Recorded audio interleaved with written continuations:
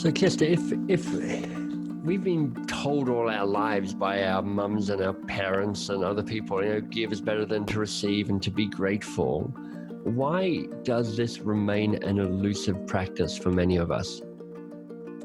It's something we took a deep dive in the book, that particularly in the workplace, it's the least likely place for you to express gratitude is Right. in the workplace. Right. And yet we spend more of our time and our lives at work than anywhere else. Mm-hmm. So if there's one place where we need it more than anywhere else, it's at work. Right. And yet we've developed all these social norms that says it's not appropriate, that Yeah.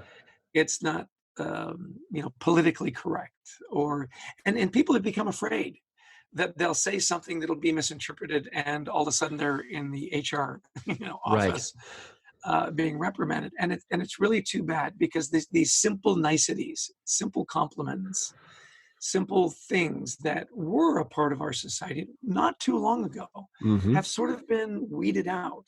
Now, having said that, there are those cultures, and we really have become, infatuated with what makes a great culture. We did a deep dive, massive database, and so on. We published our results in one of the books you mentioned, All In.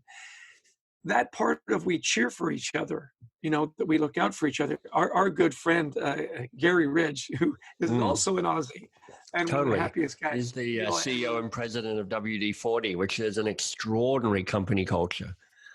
Right. And he talks about a tribal culture. And you get into that with them. And you say, so why a tribe? He goes, well, when you're in a tribe, you look out for each other. You defend each other. You cheer for each other. You encourage each other. Right. And he's done remarkable things there where and here's where I think it comes down, and why this is so important that we have these discussions. The actions of the leader. So Gary is a very grateful person and very engaged. Is he soft? Absolutely not. He holds people accountable. He drives that business, and at the same time expresses, very important and often his expressions of gratitude. Once he's done that, he's given everybody else permission to do the same. Mm-hmm. So, the culture starts with the leader. There's no question. You want to change a culture, change the leader, right? Right.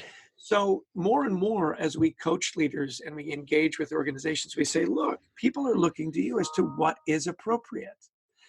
And if you don't express gratitude, your people will not express gratitude. If you make it safe, they will do the same. And that's when you've really broken through, when it's not just top down, it's side to side, where the whole tribe is engaged, as Gary would say.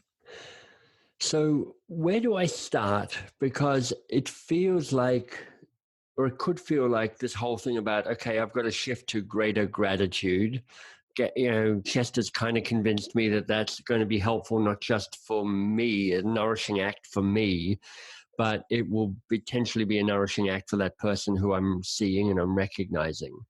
But I'm going, okay, do I need to make a big thing out of it? Do I have to kind of put on my gratitude suit to wear it? Do I need to summon them in for a gratitude meeting, once a month? Where do I begin with this, Chester?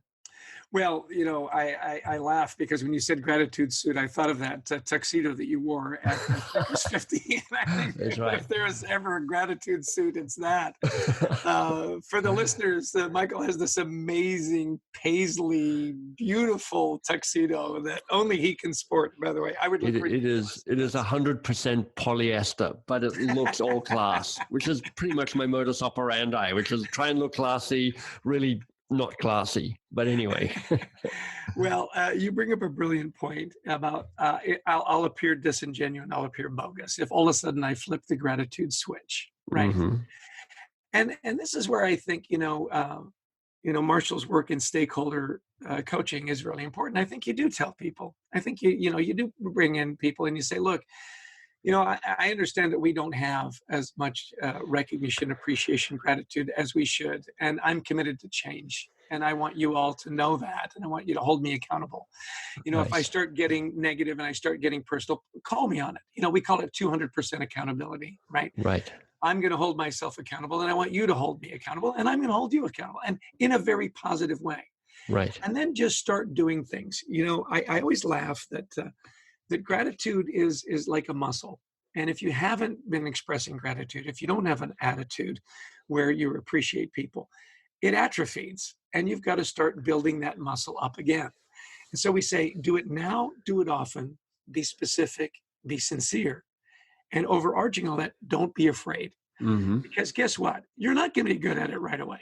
When was the last time you said, I'm going to try something new and you became great? I'm going to take piano lessons. You know what? Took one lesson. I'm Yeah.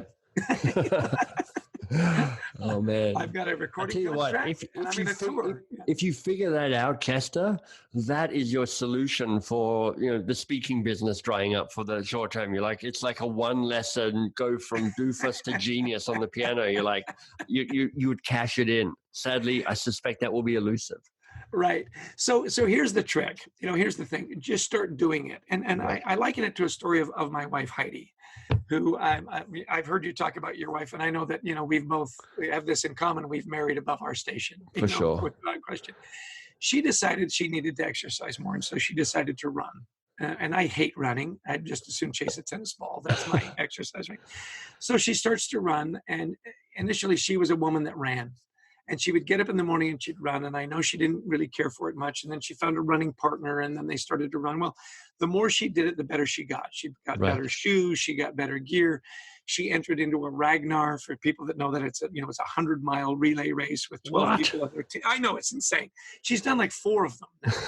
And well, here's the thing. She went from somebody who ran to becoming a runner. And Right. that's the story, right?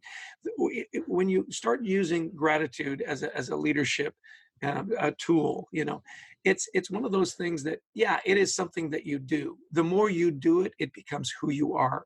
Hey, it's MBS here. Look, if you've got a question you'd like me to answer on video, leave it in the comments below. I'll do my best to get to it.